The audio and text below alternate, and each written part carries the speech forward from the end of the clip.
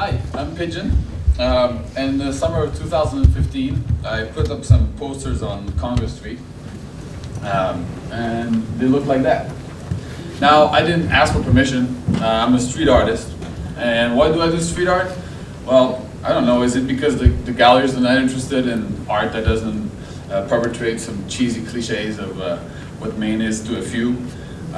Is it perhaps because, while there is in theory some funding for art that actually reaches people across social class or status, that funding seems to systematically go to people who are acquaintances of the grant coordinators? Or is it because it's fun? And why shouldn't art, or visual art, be as fun as, I don't know, crumping or playing rock and roll? And sometimes it's hard to have fun within the confines of the law. Now, I grew up in France, and a lot of people have ideas of what France is. To me, France was this. This is looked like where I grew up. It was about 10 minutes from where I was, and this is what it looked like during the day, and often it looked like this at night. Nobody really felt like they belonged, like they were part of a community. Nobody would say they were French. That was like a joke. And there were very creative ways of, I wouldn't say have fun, but because sometimes it wasn't fun at all, but creating excitement, I guess. When I was growing up, my dad was living in Ellsworth, Maine. So as soon as I turned 18 and I could leave France, I came here and moved to down East Maine. And after the pictures I showed you where I grew up, it was pretty astonishing for me to be in a place where I was physically safe, and also just see natural beauty. Of course, the exoticism kind of wore off after pretty soon. After I found it really hard to actually either make connections, find work. Most of the time when I was applying for work, it was like, "You're not from here, are you?" And then after 9/11, things got tougher actually, and I was assaulted on the job about 2 months after 9/11 by somebody who repeatedly had called me a terrorist. And actually, I went to New York City, where it felt I was a lot more relaxed and felt more welcome there. The actual site of where the tragedy had happened was actually more welcoming than northern Maine. And then I came back to take care of my dad and also my son. And I was living in Bangor about 5 years ago, and I was walking up this hill, and it was this beautiful summer night. It was like 72 degrees out, and there was nobody on the street. It was just me and some homeless guy crossing the street down there.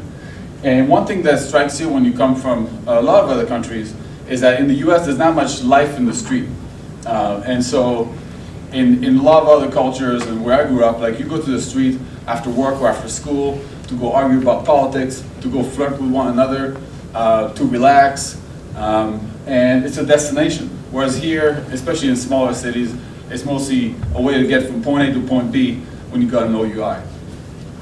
So I was walking this street, and I was alone, and I was like looking at I passed those houses and see the blue glow in all the windows, the glow of television. And I just thought about the fact that I still didn't know anybody, and all my whole life I didn't feel like I had a community or belonging. And so I stopped in my tracks and I said those three words you say sometimes as pivotal moments in your life. Fuck this shit. I said, I'm not taking one more step until I decide what I'm going to do to address this. And so, and I figured it out. I was like, okay, this is what I'm going to do. I don't know, there's not a lot of stuff I can do, but I can draw, I can goof off. So I went online. I don't know what you guys do when you don't know how to do something, but I go on YouTube.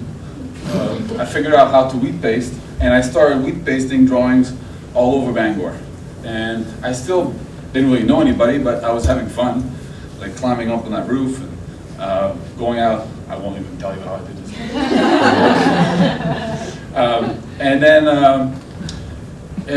And so I thought maybe I was creating more trouble than really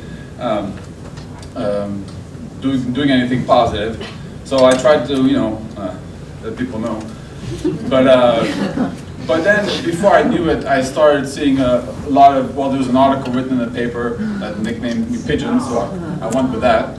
happy ads in the paper, you know, that was really cute. It wasn't just cute, it made me feel good. And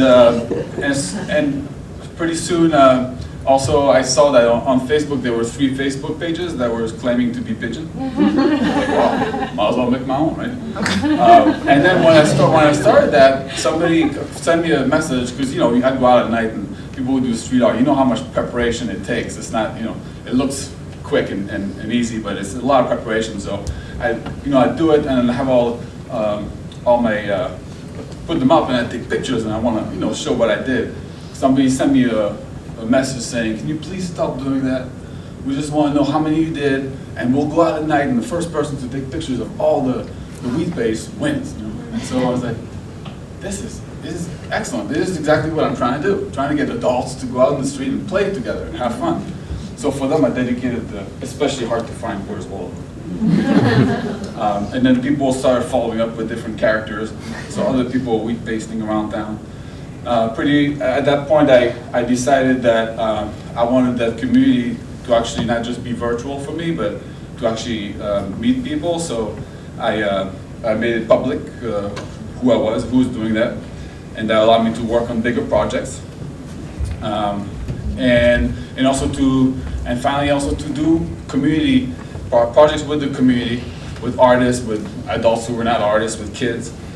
This project involved 82 other individuals besides me who did some artwork and covered up all the boarded up houses, some of the boarded up houses in Bangor. Now at that point I was starting, and I also had murals where everybody was invited, and everybody showed up. And at that point I was starting to really feel like not only I had community for the first time in my life, thanks to what I did, to what I was doing, but also a role that I loved playing in the community. But the more I realized that, the more I was seeing how others around me were not included in that community. This bench was dedicated to my friend Gino, who's a poet from Puerto Rico, who spent a large amount of 2 years sleeping on that bench when he was in Maine to try to be here for his family. And when he finally left and I felt like the community had failed him, I put some of his words on the bench. Now, I moved to Portland about 3 years ago, and it felt like coming to a whole different country. And while I no longer felt like being perceived as a foreigner was a detriment to every aspect of my life, I still had a lot of memories of that rejection. But what really set me over the edge was seeing how harshly others were being treated at a state level. Being a contractor, that's how I make 90% of my income. I've seen and heard all the racism, the xenophobia, the homophobia imaginable on job sites. And I also was noticing how Muslim-owned businesses were once again being vandalized. And finally, the governor stating he would deny general assistance to some of my neighbors due to citizenship status. And at that point, since I speak French, and I was new here, half my community in Portland were asylum seekers from Central Africa. And so I really took that personally and came up with the idea for the Maine project, which was just to represent people who I knew who lived in the state and were part of my community. And just thinking about how in some places in the world, in a lot of places in the world, your facial features determine whether somebody's going to assume that you're from here or you're not from here, right? And I already knew that I couldn't get the support from the rare funding opportunities for artists that are truly willing and able to involve the public in art and meet them where they are with accessible and relevant projects. Funds that claim that they seek to support a variety of publicly accessible projects with a strong interest in alternative spaces, practices, and site-specific presentations that don't fit in established institutions or venues. I know for myself and other people who are really successful at community projects would consistently get denied for that, and then instead it would get granted to somebody who's like doing a gallery in their own apartment. So a space that's even more exclusive than an art gallery, where already most of the population who's working class in Maine does not feel welcome. So without any support from the art community, I created these posters, and expose the public to them. And the press coverage was immediate, and there was lots of it. And shortly afterwards, a number of institutions started reaching out to me. Maine, Maine Humanities Council, Maine Historical Society, the Holocaust and Human Rights Center, and public schools, and even the Attorney General with their civil rights teams. It turned out that these faces, in the words of the word Mainer, caused a visceral reaction for many. And the totally unexpected product of this project were the thousands of testimonies, diverse opinions, and emotional reactions I collected. A well-dressed woman in her 50s stepping out of a Lexus in Romford. Thank you for what you're doing. I moved here from Connecticut when I was 20. My son was born here. He just finished dental school, but he's moving out of state because most people will not trust his services since he's from Hawaii. A kid in elementary school I worked with. When I hear Mainer, I think of a homeless person. Another kid. I think somebody who can do anything. A woman in Farmington. I felt insulted by the mural on Java Joe's. Every photo was of a person who were transplants to Maine, but there were no pictures of regular people who work and pay taxes. A woman in Farmington again. Thank you for your mural. Now my kids and I have something to use for target practice. Girl in front of the entire school after a workshop I did with their civil rights team. I have never worn my hijab at school. I wanted to, but I just have been too afraid. After my day working and talking about belonging with my civil rights team and Pigeon, I decided I will start wearing it no matter what. In addition to the money I was able to generate with installs, talks, and workshops, these nuggets of human exchanges became my currency, and my pockets were busting at the seams. Of course, the attention from the press and the support from organizations, none of them art organizations, with social missions, organizations with social missions, there's a lot of S's for me, is affirming on a deeply personal level. We all want to know that the work we do matters, and we need to feel pride in our work. But my reason to stress this success today is that we should be asking ourselves, like, why is that an art project with such a response from the general public is unable to find support from the art community? We could certainly understand the conspiracy theorists believing that the art world does not want working class folks to be included. And sometimes I admit that the conspiracy theorist is me. If art is accessible to everyone regardless of financial privilege, how will an art school be able to justify a $32,000 a year tuition? If people could just use their inspiration and talent, why would they need an academic setting? It seems pretty, and so a question I get asked a lot is how do you use your art for social change without being too literal, obvious? And why would you not want people to understand your work? Who are these people? Who would these people be?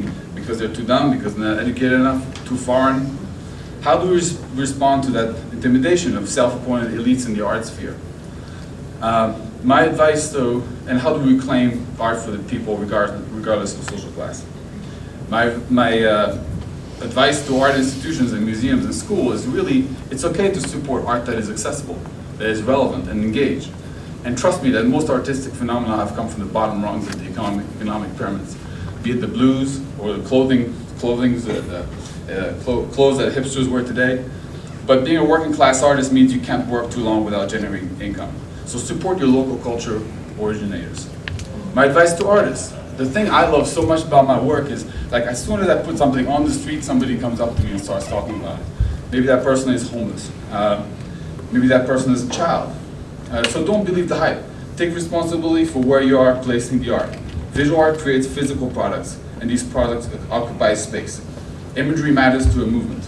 The aesthetics serve the efforts of a movement. Fine arts imagery is very powerful, but it has mostly played the role of imagery for the active effort to assert the privilege of a well-off and educated elite.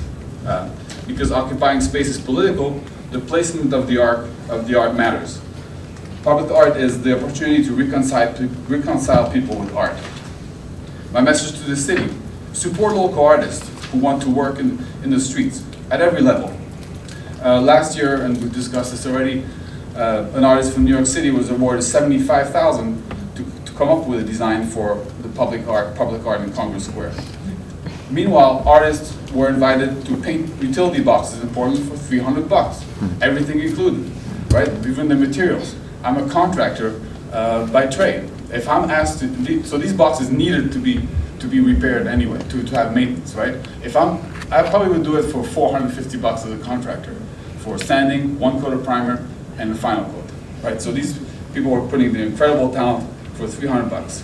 So, and I think at the root of this failure that I see from the city to support local artists, it's not an excessive animosity or contempt or distaste towards the artist, but rather some serious lack. So I think there's a lack of self-esteem and local pride. And a deep lack of understanding of art's role in building community, local identity, and social change. Or maybe and so also a lack of business acumen. As a business owner, I know that the worker who will stick around is worth investing in, is worth respecting and lifting up, is worth inquiring to. What is it that you need to thrive? For when you're talking about the $75,000, I know that I heard that one the issues was that people who applied who were local didn't have enough experience with public art. Okay, you have $75,000. You take that when you hire a consultant, right?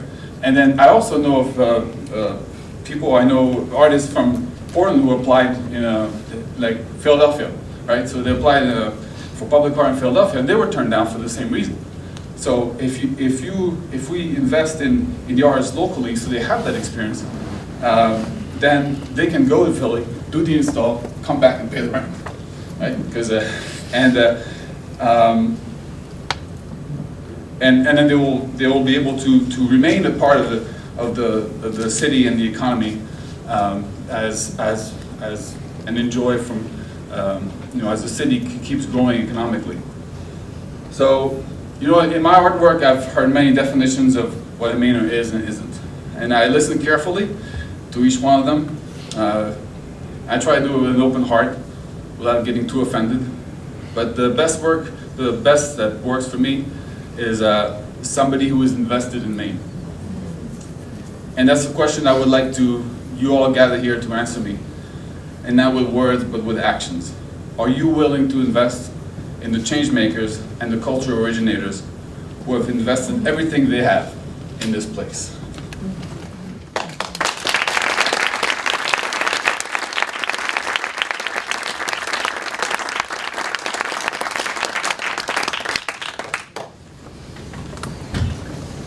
Any questions? Well, you left us stunned and awed, so thank you so much. That's a good question. Yes, okay. What did you do with the civil rights teams? All right, so I was approached by the Attorney General and the Maine Humanities Council. So what they do is that they oversee the Civil Rights Act at the state level, and so some of the money has to be dedicated to education about it. So they worked with me to develop a program where I went into schools. I went to 8 schools with them, and then four schools as an independent contractor this past winter. And so I would go into school, we'd talk with the civil rights team about what I do. I had them actually work on portraiture, so sort of like reverse prejudice. So instead of like even kids they thought they knew, to just really spend like an hour and a half actually observing their facial features to a point of seeing their true uniqueness. And then we would actually we'd paste the work on the school, and then we would go in front of the whole school and do a presentation. I think we spoke about that earlier when I was approached by them. They said, we really want to work with you. We just would like you to, during the time that you have a contract with us, to not use the hashtag #FuckThePage. So I was like, well, freedom of speech for a hashtag or interacting with thousands of kids, and the choice is pretty easy. And it was really, really amazing. There were very intense days, and I'm still like mulling over, or I don't know what the expression is, digesting all that happened during those workshops. What are you working on now? So right now I'm working on nothing.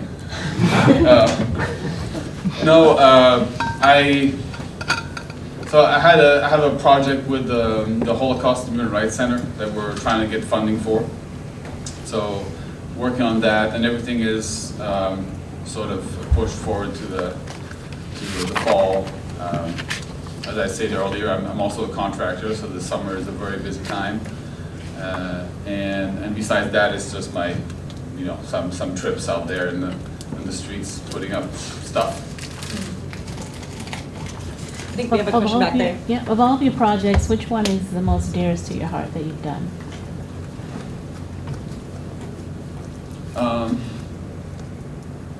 That's a tough question. Which one is the dearest to my heart? Well, so in this presentation, I talked a lot about the Maine project, right? Which is only a small part of everything else that I've done. I think that to me has been the most personal. It was something that I had no idea that I was gonna have so many people open up to me, I guess, right? And so I got to hear so much from people about why their personal stories of being told they didn't belong. I had no idea who would come to me. I didn't know like the diversity of social classes and racially and everything else. I also didn't expect that I would gain an understanding as to why in Maine there was a lot of people were really had this animosity towards people from away. And I felt like that was something that I was able to understand better. And therefore it helped me definitely heal from, I think there's, when I talk to the kids in workshops, I talk to them about like changing culture. Because you think, when you're a kid, you think you can't change the culture. And you think that the culture is represented by, like the hardest thing is the building, right? The structure you work in. As a street artist, you get to change that, right? So with these kids, I talk to them about, for example, bowling. Like, I think when I was growing up in France, and I think for people my generation in the US, we didn't really talk about bowling necessarily in schools. It's just like, this was part of life. And then administrators, parents, and teachers decided we're gonna change the culture. And that's a really powerful thing. And so because, there's two responses when you've had personal experiences of being hurt or being rejected. One of them is revenge, which is pretty awesome for like Hollywood movies. And I'm sure some people went back and found Jimmy and pushed him in third grade and kicked him in the shin and felt awesome. But then there's also, I think one thing is, another thing is just when you do something that ensures that somebody else doesn't experience what you experienced. Like that to me is extremely healing, I guess. And I felt like with the Maine project, I got to do that with a lot of people, I guess. Got to talk about things and just even to be there to have those conversations where I never had anybody here, whether when I was growing up in France in that situation or in my first 15 years in the US. So.